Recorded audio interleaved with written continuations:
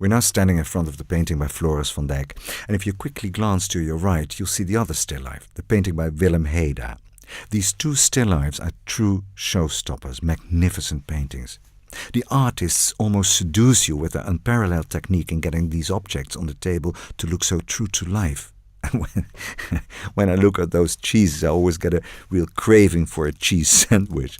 Well, anyway, look at the apple right at the front and the plate sticking out over the edge of the table, almost as if you could grab hold of it. The apple peel on the left hanging down over the edge casts a wonderful shadow, and the damask tablecloth is incredible because the closer you get to the painting, the clearer the patterns become.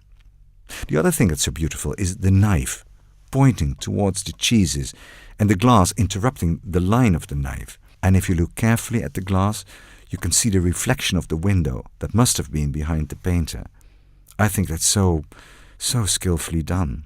The light reflected through the glass onto the damask tablecloth is so wonderful. I always wonder when I look at still lifes like this, whom were they painted for? Who commissioned them? Who wanted them on their walls? Let's move on now to the right here, the other still life by Willem Heda. And the first thing that catches your eye is the plates with the oysters in the half shell. Heda painted this in 1635, 20 years after Van Dijk's painting. And you can see how the technique has developed over that time. In the picture with the cheeses, everything has its own place, whereas in Heda's painting, the objects overlap much more. They seem almost very randomly placed. We do have the plates sticking out over the table, you see? Well, actually, it's two plates, in fact. And again with the feeling that you can almost grab hold of them. The other thing I always think is so great is the lemon on the right and the peel hanging down. Now, if in your mind's eye you curl the peel back in its place, it does look as if the peel is the correct length for the lemon. You'll find that in other paintings that's not very often the case. Look out for it the next time if you see a still life with a peel like that. Most of the time you'll see that the peel is long enough for two lemons. And once again we see the light from the window reflected in the pewter jug and the glass. It's so beautifully executed.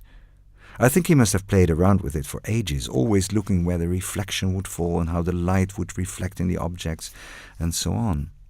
At the back, on the table, you see a very beautiful silver pot filled with salt. Salt was more expensive than gold back then, and it was again a way of showing how rich you were. And on the left, on the plate with the oysters, lies a rolled-up piece. It's a newspaper, I think. Well, there's writing on it.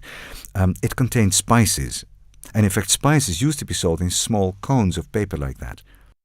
And once again, I can't help wonder who wanted to have a painting like this. Inventories dating back from the 17th century show that a great number of burghers had paintings in their homes simply for decoration. If you were less off, you put up a drawing or an engraving or a map, just like nowadays we put up a poster if we can't afford anything more expensive. But the situation in the Netherlands was quite unique in a way. And that brings me back to what I said earlier on the tour, that it was the well-to-do townsfolk who determined the market, and not so much the painters. And it seems that the market for paintings was huge given the large number of painters who were able to earn a living from their work.